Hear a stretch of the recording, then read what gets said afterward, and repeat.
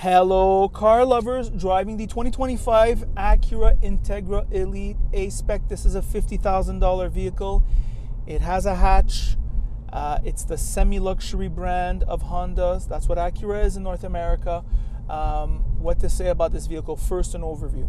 The 2025 Acura Integra is a compact semi-luxury hatchback that won North American Car of the Year in 2023. In Canada, there are two models, the Aspec and the Aspec Elite. The Aspec is really a Honda Civic. The Aspec Elite, our tester, goes for $48,000, which is the same price as an all-equipped Honda Accord. You can get this with the manual. We've already tested it. This is the CVT. The engine has a 1.5-liter turbo that does 8.1 liters in the city and 6.5 liters on the highway, or 2936 mpg, which is pretty good. The engine takes premium but can run on regular gas. The engine also produces 200 horsepower and 192 pounds of torque. It is sprightly, as Integra weighs less than 3,200 pounds, which is impressive. The Elite Aspec does its best to mask its Civic heritage. It is tough when you look at it. The Elite does get a few notables to make the Integra feel special. There is active noise cancellation, seats that would be at home in a $70,000 3 Series, heads-up display, wireless CarPlay and Auto, and a 16-speaker sound system that plays very well.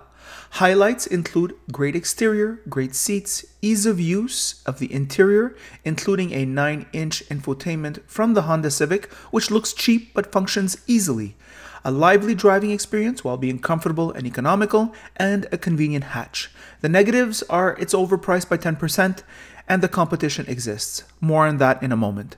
I recommend our tester, the Elite, as the base model is really just a fancy Honda Civic. All right, we're back, so let's get into it. I have so many things to say because I thought a lot about this car last night when I was coming home, and I've been bouncing ideas off Ross, off camera and on the French video. And here we go. I'm going to make a few remarks about where Acura Honda stands later on. But first, what I'm going to do is I'm going to assess this vehicle as if there's no competition. All right. I think my point will emerge as the video goes on, and I think it's better we do it this way. So we'll start with the exterior styling. The exterior styling is beautiful.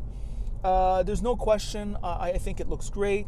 Low slung, nice paint color, nice bulges, appropriately sized wheels for the body shape. You know, there is a sporty pretension here, and for a hatchback, it's almost got like a sporty sedan type look. I mean, it's very well done, very tasteful. On the inside, sitting in the front, my goodness, we have plenty of room, Ross and I.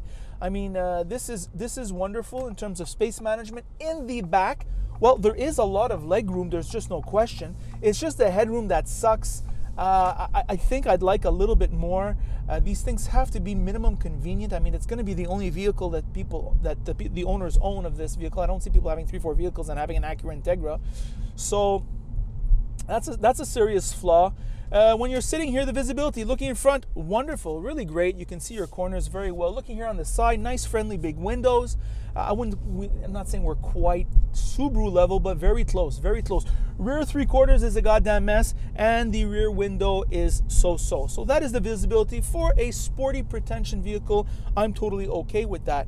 The Acura, we'll call it semi-luxury brand. The mission is to offer as much high-level experience while forgetting that you're not high-end German, right?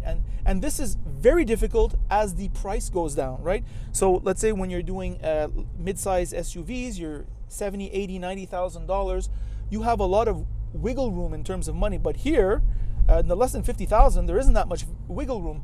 I would have to say that here, and this has always been the case with past Acura Integras, they really don't stand out versus the Honda Civic. So this is really based on the Honda Civic. Looking at it here, if we blink our eyes fast, we'd swear we're in a Honda Civic, right? This part here, very much the same for the climate control.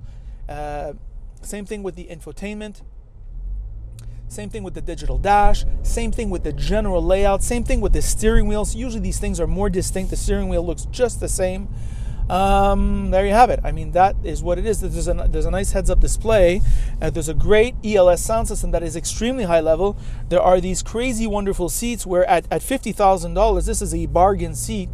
But that's where it ends. The sound insulation on the highway is good. I must say, we went on it. It was okay. However, it wasn't spectacular, but it's certainly, we could say it's price appropriate, I would say. And that's what I have to say about that. The suspension is I think is Honda compliant, yet sporty. A wonderful mix of like that. It's really well done. The suspension, very good on that level.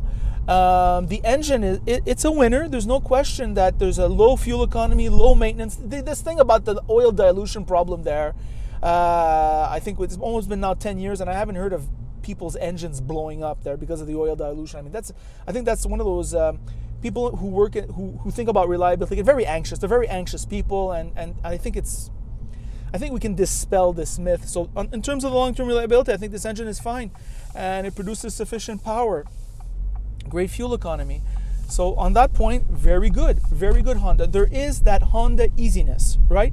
The way the inputs are. This is where I think, or I'm saying Honda, but it's Acura does it even better. Like they're so good, Acura. I mean, that's just that daily livability. You enjoy your Acura after 3 months of ownership, more so than you do after 1 day of ownership. I always say that's the Acura. After 3 months, you're going to be so happy of your purchase. After 3 years, you're going to love it, and after 10 years, you're going to be so happy. So that's really the ownership vibe of an Acura owner. However, the problem is there's competition. And for me, another hatchback that is front-wheel drive is the Volkswagen Golf GTI, or just GTI now, I think they call it. The all-equipped version goes for about $45,000, so it is much less expensive than this vehicle. In my opinion, that vehicle has a superior exterior, superior paint quality, superior interior quality, superior interior design, not as good a sound system, better space in back in terms for the head. It's just like a hatchback. It drives better. So that's the problem, right? There's competition. Now, granted, somebody's going to snap right away and say, Christopher, those cars aren't as reliable as this Acura. And that is true. We have to give that credit. And I don't want to start getting into electronic problems with those bloody Volkswagens. No question. However, at what point, how long do you use that? How long do you use that as an excuse? I'm going to share some thoughts with you that I shared with Ross on the French version. I was driving home last night. I have a long drive, so I have a lot of time to think. And I was thinking about this review that I was going to do today. And I was thinking about Acura and Honda. This company was so dominant 15 years ago. They were like, and then something happened. It reminds me of, those of you who know photography, they remind me of Canon. Canon used to be so dominant. I mean, their cameras were the best. And then what happened? They started throttling or even crippling the cameras that they came out. So I remember when 4K video came out, they would come out with these inferior 4K videos. They would come out with, or they would come out with the 4K and they'd have this shitty autofocusing system.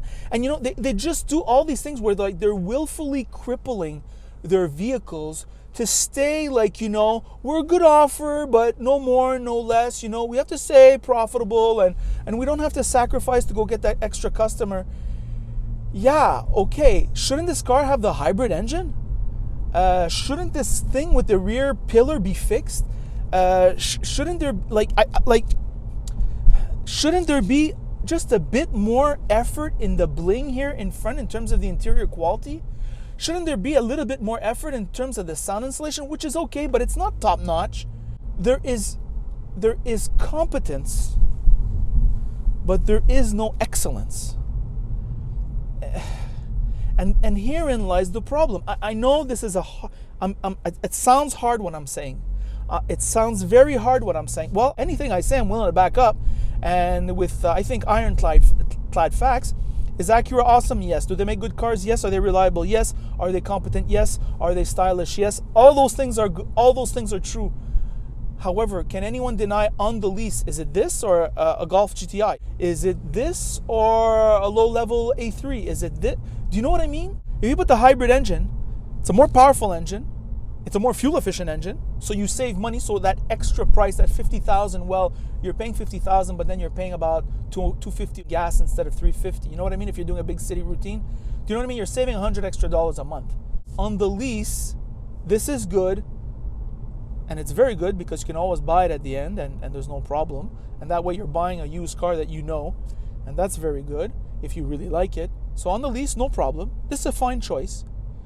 On the purchase, it's an excellent choice, right? It's still a sound choice for the personal finances. And I'm beginning to sound more like Toyota. Like these reviews that I'm doing about Acura are beginning to sound like my Lexus reviews in terms of like, if there was no reliability, no one would buy these cars. And this is the excellence that I think Honda Acura has to reach out for if they want to regain their place where they were 15 years ago, where they were a reference. And they have to stop throttling or almost willfully crippling the models because, yeah, well, you know, compared to the competitors, the price, yeah, okay. Well, I just told you about the GTI, haven't I? And that is the review. All right, so this is a great vehicle. I'm driving it now. It is wonderful. All right, if you buy it, I promise you, you won't regret it. That's the great thing about Acuras. I've had two, and that's how I felt. And I have relatives who have the more recent Acuras, for example, the RDX. Everyone loves their Acura. There's just no question. And so it's a sure thing. It's a sure hit, right? And that's the review. By the way, if you like this video, like it. If you don't like it, don't like it. And if you really like it, well then, of course, you should subscribe. And that is it.